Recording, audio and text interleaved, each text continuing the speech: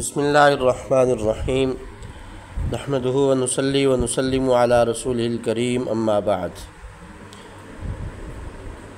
اللہم صلی وسلم وبارک علی سیدنا و مولانا محمد وعلی آل سیدنا و مولانا محمد تسلیما کثیرا مبارکا فیہ۔ فہم محرم الحرام کورس کا آج دوسرا دن اور دوسرا لیکچر ہے۔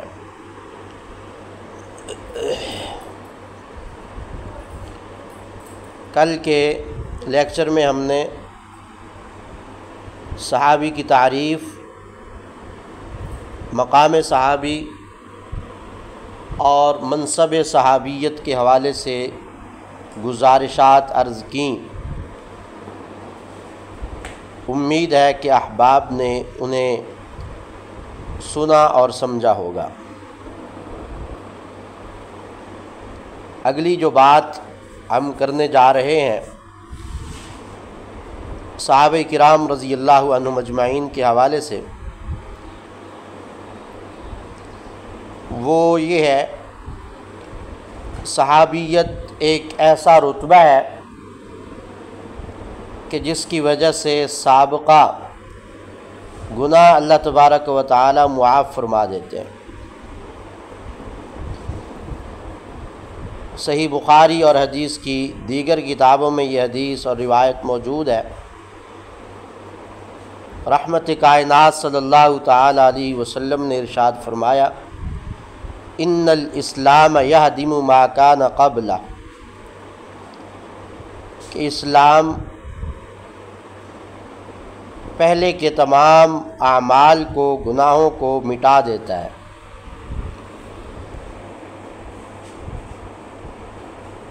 تو اگر اسلام لانے سے پہلے کوئی شخص کتنا ہی بڑا گناہ گار، قاتل، ظالم کیوں نہیں تھا، صحیح مسلم میں ہے یہ روایت، اسلام لانے کے بعد اللہ تعالیٰ اس کے ان گناہوں کو معاف فرما دیتا ہے۔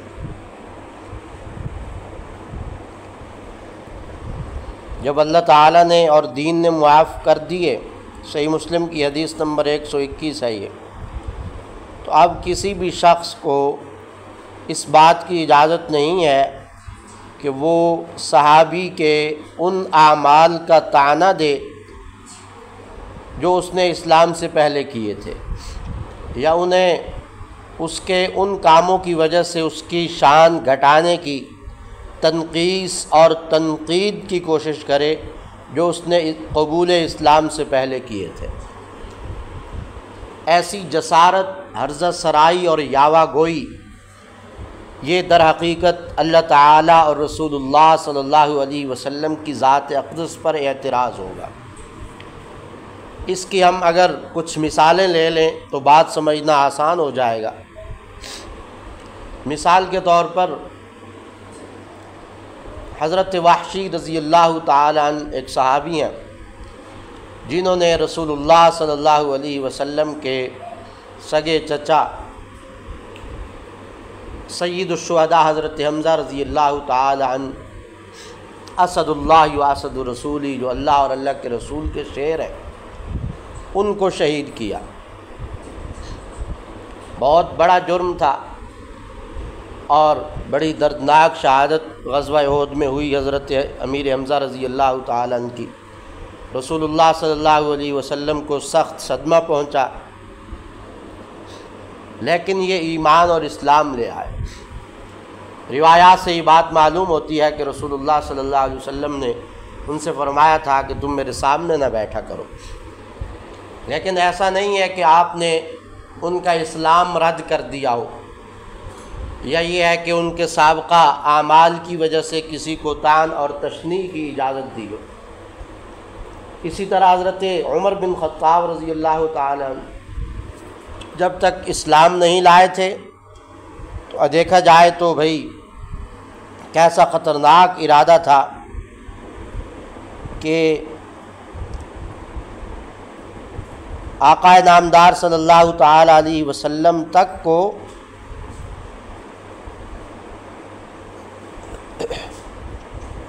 شہید کرنے کے لیے چل پڑے تھے۔ لیکن جب اسلام لے آئے تو اللہ تعالیٰ نے سابقہ تمام وہ کتنا ہی خطرناک ارادہ کیوں نہیں تھا، تو سابقہ اعمال جو تھے، گناہ جو تھے، وہ اللہ نے مٹا دیے۔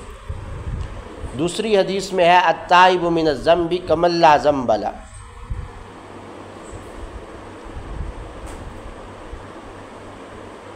کہ گناہ سے توبہ کرنے والا ایسے ہے جیسے اس نے کوئی گناہ کیا ہی نہیں ہے۔ تو جب توبہ ہو گئی اور اسلام کے ذریعے سابقہ تمام اعمال سے توبہ ہو گئی، تو اب پچھلے گناہوں کی وجہ سے صحابہ کرام کو طعنہ دینا اور ان کی تنقید ان پر کرنا، تنقیص کرنا، یہ اصول اسلام پر حملہ ہے۔ اسی طرح مثلا حضرت خالد بن ولید ہے رضی اللہ تعالیٰ عنہ، جن کو رسول اللہ صلی اللہ علیہ وسلم نے سیف اللہ قرار دیا، سیف اللہ و سیف الرسول، اللہ اور اللہ کے رسول کی تلوار۔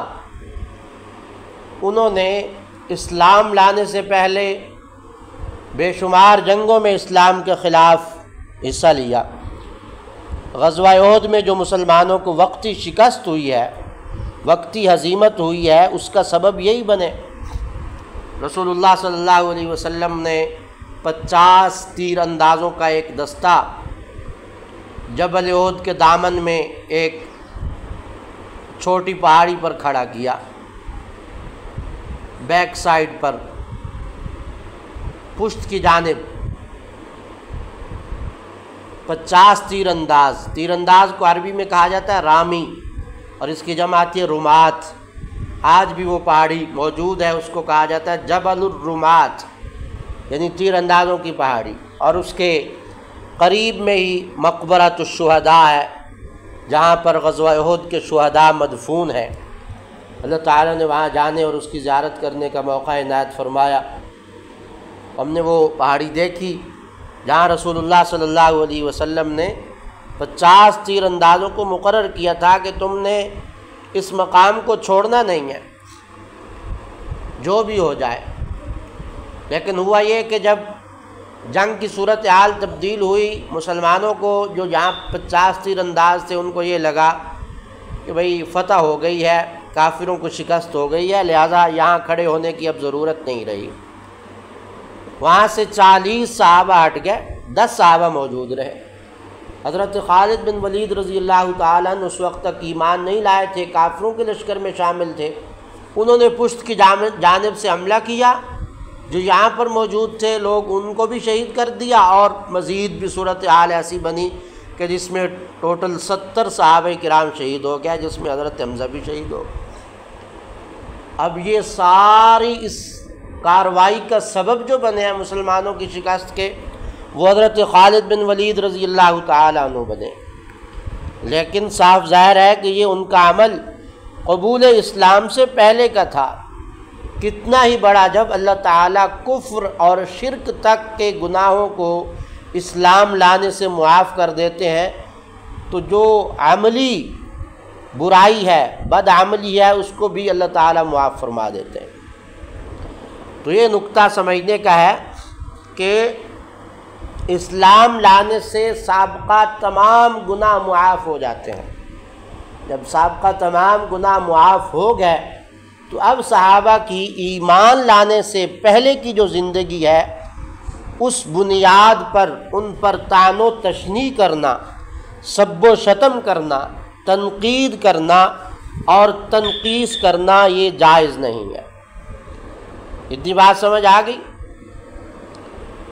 دوسری بات، ہم نے قرآن کریم اور احادیث طیبہ کی روشنی میں یہ بات پڑھی تھی کہ صحابہ کرام رضی اللہ عنہ مجمعین کی اللہ تعالیٰ نے بھی تعریف کی، اور رسول اللہ صلی اللہ علیہ وسلم نے بھی ان کی تعریف کی۔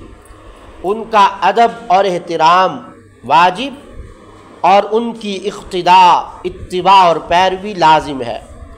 ان میں سے کسی کو برا کہنا جائز نہیں ہے، اور ان سے محبت رکھنا واجب ہے، ان سے بغض رسول اللہ صلی اللہ علیہ وسلم سے بغض ہے۔ اس بات پر پوری امت کا اتفاق ہے، پوری امت کا اس بات پر اجماع ہے۔ اب یہاں پر اگلی جو بات ہم شروع کرنے جا رہے ہیں وہ عدالت صحابہ کی بات ہے کہ صحابہ کرام رضی اللہ تعالی عنہم اجمعین جو ہیں وہ عادل ہیں۔ یہ علماء امت نے ایک عقیدہ کی بات لکھی ہے کہ الصحابۃ کلہم عدول، صحابہ سارے کے سارے عادل ہیں۔ عادل کا مطلب کہ متقی، پرہیزگار ہیں، گناہگار نہیں ہیں، فاسق اور فاجر نہیں ہیں۔ علامہ ابن صلاح جو علم حدیث کے بڑے عالم گزرے ہیں، انہوں نے یہ لکھا ہے کہ عادل کسے کہتے ہیں؟ کہتے ہیں عادل کا مطلب یہ ہے ان یکون مسلما بالغا عاقلا سالما من اسباب الفسق وخوارم المروۃ، کہ انسان مسلمان عاقل بالغ ہو، فسق کے اسباب سے اور خلاف مروت افعال سے محفوظ رہے۔ یہ بات علامہ نووی نے بھی لکھی ہے، علامہ سیوطی نے بھی لکھی ہے، حافظ ابن حجر عسقلانی نے بھی لکھی ہے، اور اسی طرح الدر المختار میں اور پھر اس کی شرح میں علامہ شامی نے، ان تمام فقہا اور محدثین نے عدالت کا معنی بیان کیا کہ عدالت کیسے کہتے کسے ہیں۔ تو عدالت کا معنی ہے کہ مسلمان عاقل بالغ ہو اور کبیرہ گناہوں سے بچتا ہو، صغیرہ گناہوں پر اصرار نہ کرتا ہو، صغیرہ گناہوں کا عادی نہ ہو۔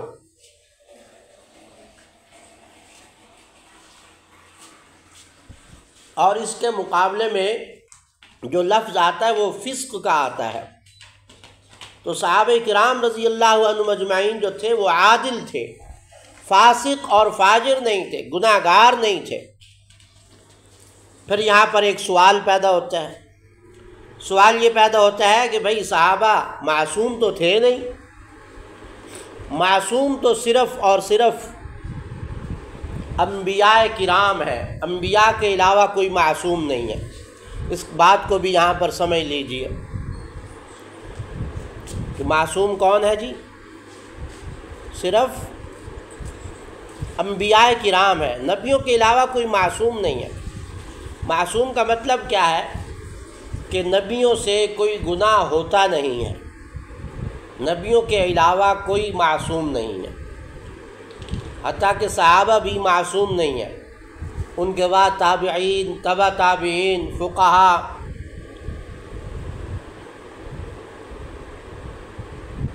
فقہا، علماء، کوئی بھی یہ معصوم نہیں ہے۔ معصوم صرف انبیاء ہیں۔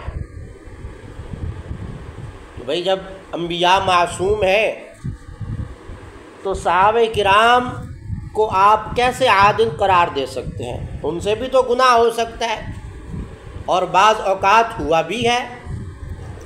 مثلا ایک صحابی آتے ہیں حضور صلی اللہ علیہ وسلم کے دربار میں، اور وہ آ کر کہتے ہیں کہ یا رسول اللہ مجھ سے زنا ہو گیا ہے۔ آقا صلی اللہ علیہ وسلم اپنا رخ پھیر لیتے ہیں، وہ دوسری طرف سے آتے ہیں، آپ وہاں سے بھی آ کر کہتے ہیں یا رسول اللہ مجھ سے زنا ہو گیا، آپ رخ پھیر لیتے ہیں۔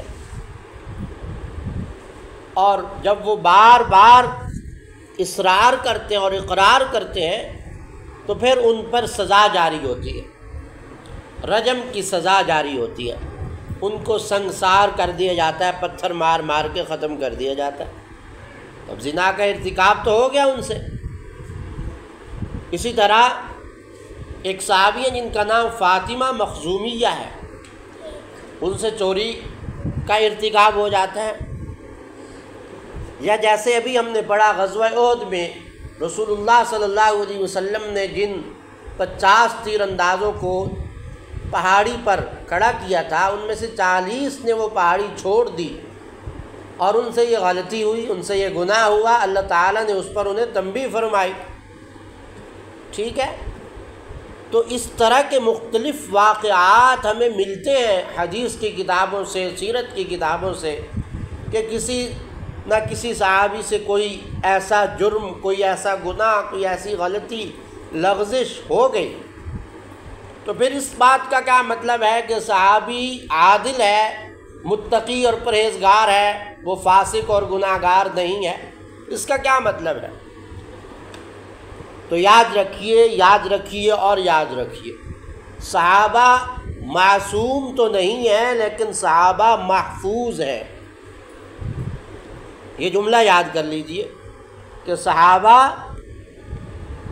معصوم تو نہیں ہیں لیکن صحابہ محفوظ ہیں۔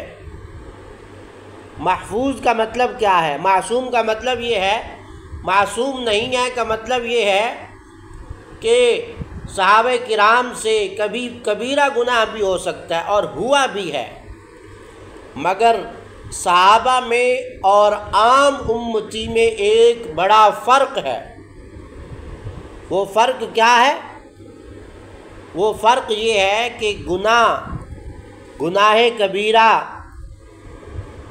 سے جو شخص فاسق ہوتا ہے تو اس کی تلافی توبہ سے ہو جاتی ہے۔ توبہ کر لی تو وہ گناہ معاف ہو گیا، التائب من الذنب کمن لا ذنب لہ۔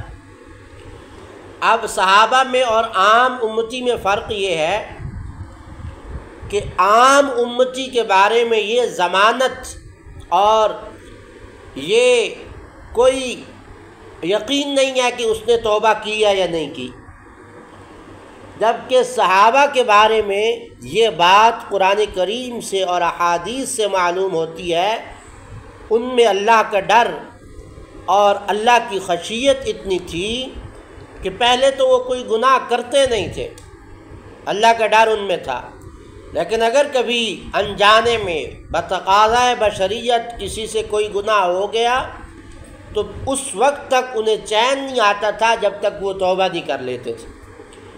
جیسے مثلاً ایک صحابی توبہ کے لیے اپنے آپ کو مسجد کے ستون کے ساتھ باندھ لیتے اور کہتے جب تک قبول توبہ کا اطمینان نہیں ہو جاتا تو میں اس وقت تک نہ کھاؤں گا، نہ پیوں گا، نہ اپنے آپ کو اس قید سے آزاد کروں گا۔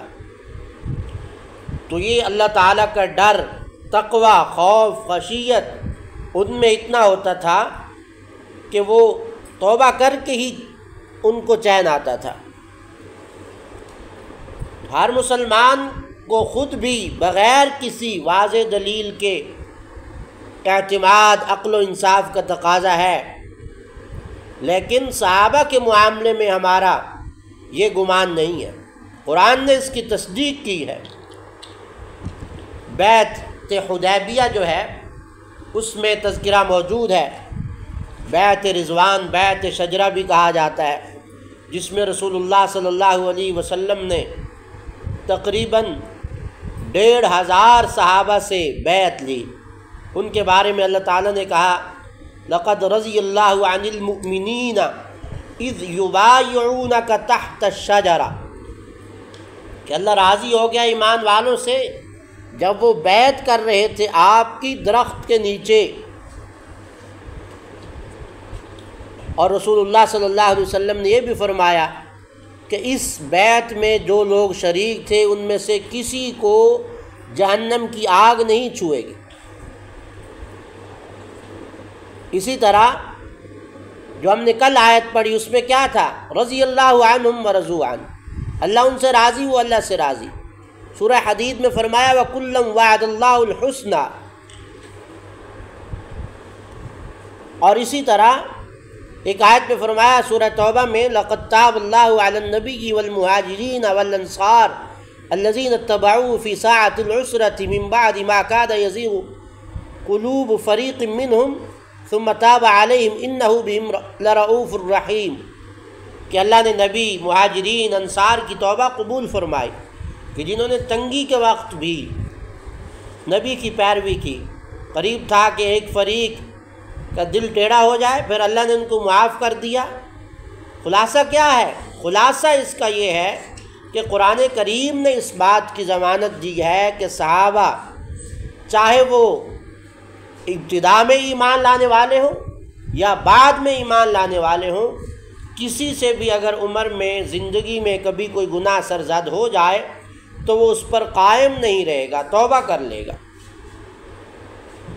اور یا پھر یہ ہے کہ بھائی حضور صلی اللہ علیہ وسلم کی صحبت، نصرت اور دین کی جو بے شمار انہوں نے خدمات کی اور بے شمار نیکیاں جو انہوں نے سر انجام دیں، ان کی وجہ سے اللہ تعالیٰ ان کے گناہ کو معاف کر دیں گے۔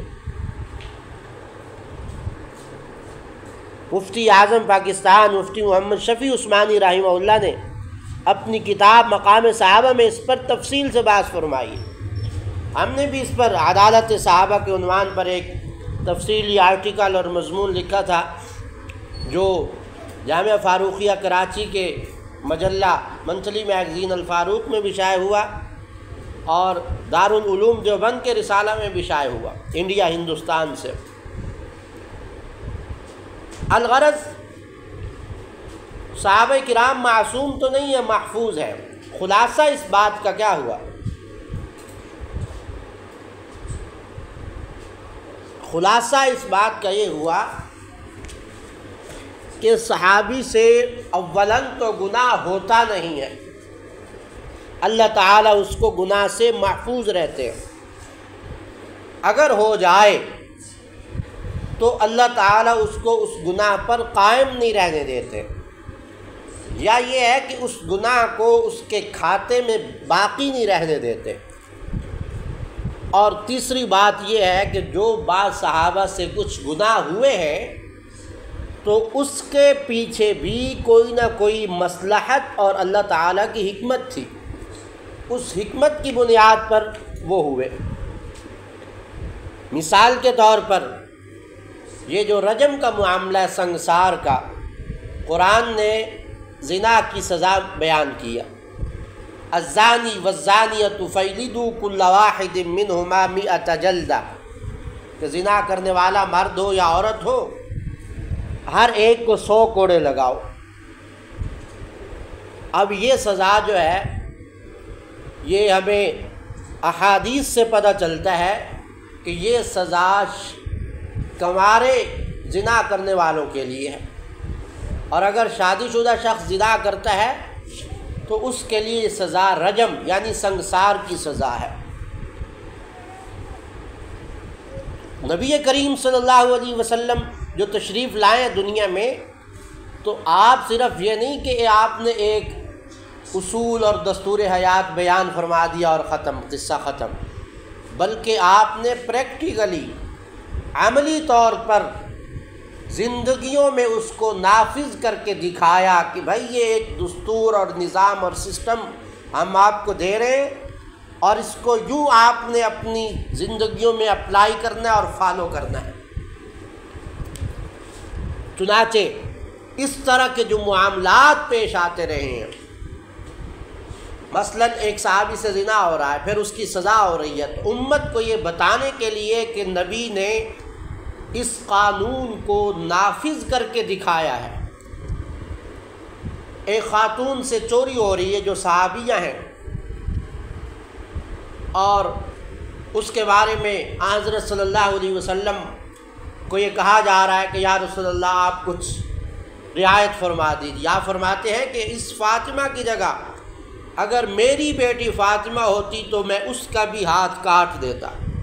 نظام عدل قائم کر کے دکھا رہے ہیں اور امت کو یہ بتا رہے ہیں کہ ہم آپ کو ایک پریکٹیکل سسٹم دے رہے ہیں، کوئی بے سر و پا دم کٹا سسٹم نہیں دے رہے جو صرف کتابوں میں ہے اور کہنے کی حد تک ہے، بلکہ اس کو زندگیوں میں اپلائی کرنا ہے اور اس کو سسٹم کا حصہ بنانا ہے۔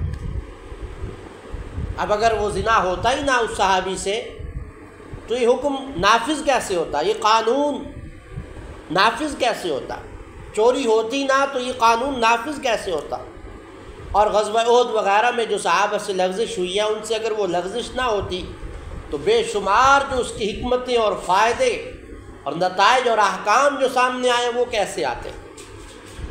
لہٰذا صحابہ سے اگر کبھی ایسی لغزش ہوئی ہے تو اس کے پیچھے حکمتیں تھیں، مصلحتیں تھیں، پھر اللہ نے اس گناہ کو ان کے کھاتے میں نہیں رہنے دیا، انہوں نے فوراً توبہ کی، اللہ نے معافی کا اعلان کیا، اور جو صحابی بھی اس دنیا سے گیا ہے تو وہ جنتی ہے، قطعی اور یقینی طور پر جنتی ہے۔ یہ ہے عدالت صحابہ کہ صحابہ سارے کے سارے عادل، صادق، متقی، پرہیزگار ہیں، اور وہ گناہگار، فاسق و فاجر نہیں ہے۔ یہ مسئلہ اور یہ بات آپ حضرات کو سمجھ آئی ہے کہ نہیں آئی؟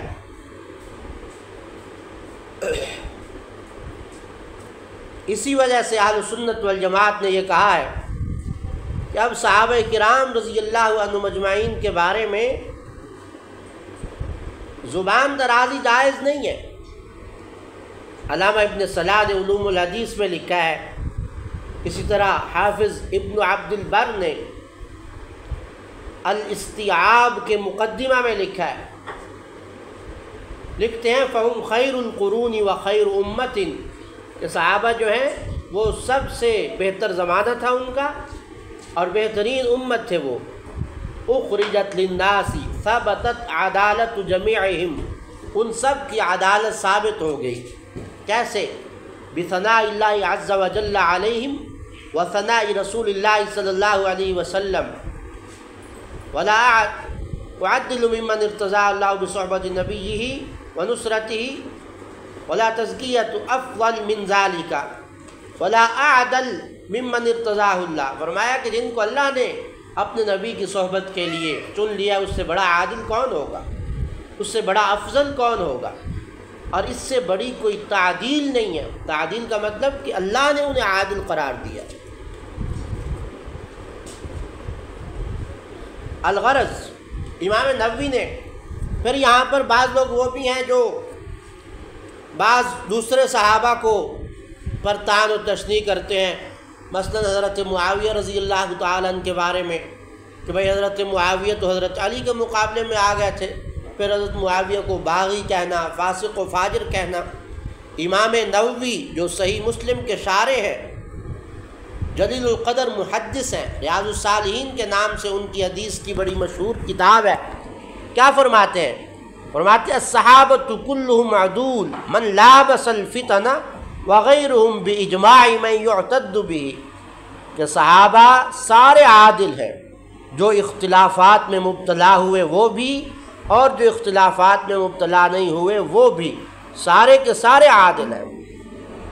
تو لہٰذا صحابہ کرام رضی اللہ عنہم اجمعین کے حوالے سے تمام تر صحابہ کرام رضی اللہ عنہم اجمعین عادل، صادق، متقی اور پرہیزگار ہیں۔ اور یہ ایک مسئلہ یہ ہو گیا۔ تیسری بات یہ ہے کہ ادنا سے ادنا صحابی پر بھی تنقید کرنا جائز نہیں ہے، کہ آج کے لوگ اٹھ کر کسی صحابی کو کہہ دیں کہ فلاں ایسا ہے اور فلاں ایسا ہے اور فلاں ایسا ہے۔ امام ابو زرع عراقی کون ہے یہ امام مسلم کے بھی استاد ہیں۔ امام مسلم کو جانتے ہیں آپ؟ یہ امام مسلم وہ ہیں جنہوں نے صحیح مسلم لکھی ہے۔ بخاری شریف کے بعد دوسرا نمبر مسلم شریف کا ہے۔ امام مسلم کے استاد ہیں امام ابو زرع عراقی۔ کیا کہتے ہیں وہ کہتے ہیں اذا رأیت الرجل ينتقص احدا من اصحاب رسول اللہ صلی اللہ علیہ وسلم فاعلم انہ زندیق، جب تم کسی شخص کو دیکھو کہ وہ کسی صحابی کی شان گھٹا رہا ہے، تنقیص کر رہا ہے اس پر، تو جان لو کہ وہ زندیق ہے، بے دین ہے۔ کیوں؟ اس کی وجہ فرماتے ہیں وہ، فرمایا وَذَلِكَ لِأَنَّ الْقُرْآنَ حَقٌّ وَالرَّسُولُ حَقٌّ وَمَا جَاءَ بِهِ حَقٌّ وَمَا أَدَّى ذَلِكَ إِلَيْنَا كُلٌّ إِلَّا الصَّحَابَةَ فَمَنْ جَرَحَهُمْ إِنَّمَا أَرَادَ إِبْطَالَ الْكِتَابِ وَالسُّنَّةِ فَيَكُونُ الْجَرْحُ بِهِ أَلْيَقُ وَالْحُكْمُ عَلَيْهِ بِالزَّنْدَقَةِ وَالضَّلَالِ أَقْوَمُ وَأَحَقُّ۔ کیا فرماتے ہیں؟ فرماتے ہیں کہ صحابہ یہ قرآن حق ہے، رسول اللہ صلی اللہ علیہ وسلم بھی حق ہیں اور آپ کی لائی ہوئی شریعت بھی حق ہے۔ قرآن، حضور صلی اللہ علیہ وسلم کی لائی ہوئی شریعت، سنت، یہ سب ہم تک کس نے پہنچائی ہے؟ صحابہ نے پہنچائی ہے۔ اب جو صحابہ پر تنقید کرتا ہے، صحابہ کو برا کہتا ہے، ان کی شان گھٹاتا ہے، ان پر امت کا اعتماد خراب کرتا ہے اور ان کے بارے میں شکوک و شبہات پھیلاتا ہے، تو گویا وہ اللہ کی کتاب اور اللہ کی جو حضور صلی اللہ علیہ وسلم کی احادیث ہے، سنت ہے، جو اس کو باطل کر رہا ہے، اس میں شک کی دراریں ڈال رہا ہے اور شک کے کانٹے بچھا رہا ہے۔ لہذا اب جرح و تنقید کس پر؟ صحابہ پر تو جائز نہیں ہے، جرح اور تنقید اس پر ہونی چاہیے جو صحابہ کو برا کہہ رہا ہے۔ ضلالت اور زندقہ، بے دینی کا حکم اس پر لگنا چاہیے جو صحابہ کرام رضی اللہ عنہم اجمعین کو برا کہہ رہا ہے۔ اسی طرح حافظ ابن حزم اندلسی بھی فرماتے الصحابۃ کلہم من اہل الجنۃ قطعا، کہ صحابہ سارے کے سارے جنتی ہیں۔ عقائد کی کتاب ہے، ہمارے درس نظامی پڑھائی جاتی ہے، عقائد نصفیہ، اس میں وَيُكَفُّ عَنْ ذِكْرِ الصَّحَابَةِ إِلَّا بِخَيْرٍ، کہ صحابہ کا تذکرہ صرف خیر سے ہی کیا جائے گا۔ اسی طرح عقیدہ تحاویہ، امام تحاوی کی لکھی ہوئی عقیدہ کی کتاب ہے، اس میں بھی یہ بات ہے کہ ہم صحابہ کا تذکرہ کیسے کریں گے؟ خیر سے اور بھلائی سے کریں گے، شر سے نہیں کریں گے۔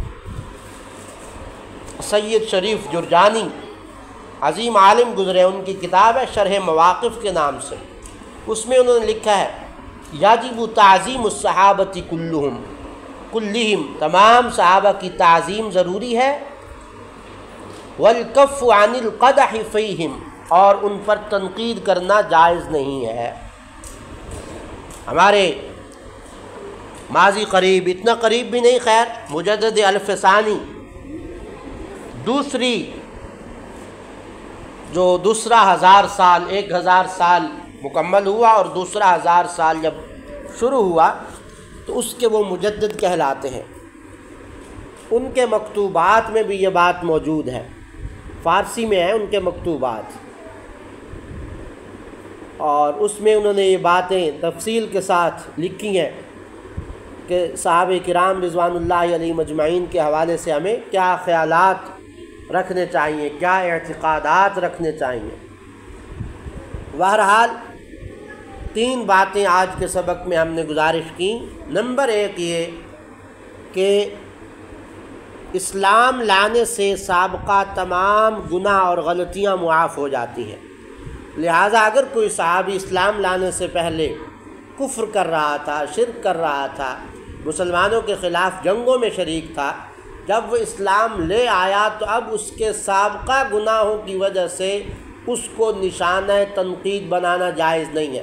جیسے حضرت عمر بن خطاب رضی اللہ تعالی عنہ ہے، حضرت خالد بن ولید ہے، حضرت وحشی ہے، حضرت ابو سفیان ہے، حضرت ہند ہے رضی اللہ عنہ، ان میں سے کسی پر بھی اس بنیاد پر تنقید کرنا جائز نہیں کہ بھئی اسلام سے پہلے انہوں نے یہ کیا اور انہوں نے یہ کیا اور انہوں نے یہ کیا۔ جب اللہ نے معاف کر دیا تو ہم کون ہوتے ہیں؟ نمبر 2 کہ تمام صحابہ کرام رضی اللہ عنہم اجمعین عادل، متقی، پرہیزگار ہیں، فاسق اور فاجر گناہ گار نہیں ہیں۔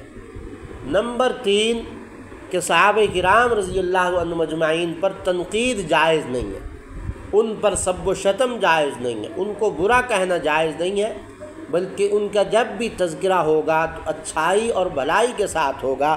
اس پر مختلف احادیث بھی موجود ہیں، علماء نے مستقل کتابیں لکھی ہیں اس پر۔ اس میں مثلا ایک حدیث مشہور ہے لا تسبوا اصحابی، جو یہ سیاستہ کی کتابوں میں موجود ہے، جو 6 بڑی کتابیں ہیں صحیح حدیث کی مستند، جن کو سیاستہ کہا جاتا ہے۔ کل بھی ہم نے یہ حدیث پیش کی تھی، آپ نے فرمایا کہ میرے صحابہ کو برا مت کہو، تم میں سے اگر کوئی شخص احد پہاڑ کے برابر بھی خرچ کرتا ہے تو میرے صحابی کے 1 سیر یا آدھے سیر خرچ کیے ہوئے کے برابر بھی نہیں۔ اور دوسری حدیث میں ہے جو ترمذی میں موجود ہے، فرمایا اذا رأیتم الذین یسبون اصحابی فقولوا لعنۃ اللہ علی شرکم، جب تم ان لوگوں کو دیکھو جو میرے صحابہ کو برا کہتے ہیں تو کہو کہ تمہارے شر پر لعنت ہو۔ اور تیسری حدیث رسول اللہ صلی اللہ علیہ وسلم نے فرمایا کہ جو میرے صحابہ کو برا کہتا ہے فمن سبہم فعلیہ لعنۃ اللہ والملائکۃ والناس اجمعین، اس پر اللہ کی بھی لعنت ہوتی ہے، فرشتوں کی بھی، اور تمام انسانیت کی بھی لعنت ہوتی ہے۔ صحابہ کرام رضی اللہ عنہم اجمعین کے حوالے سے اپنے اعتقادات، خیالات اور نظریات کو درست رکھنا چاہیے۔ کل کی نشست میں، آئندہ کل کی نشست میں ہم انشاءاللہ جو صحابہ کرام کے کچھ باہمی اختلافات ہوئے، مشاجرات ہوئے، اس کے حوالے سے بات کریں گے۔ اللہ تعالی ہمیں سمجھنے کی اور اپنے دل و دماغ کو صاف ستھرا رکھنے کی توفیق عطا فرمائے۔ سبحانک اللہم و بحمدک، نشہد ان لا الہ الا انت، نستغفرک و نتوب الیک۔ السلام علیکم ورحمۃ اللہ تعالی وبرکاتہ۔ کوئی سوال ہو اگر کسی کا تو کر سکتے ہیں۔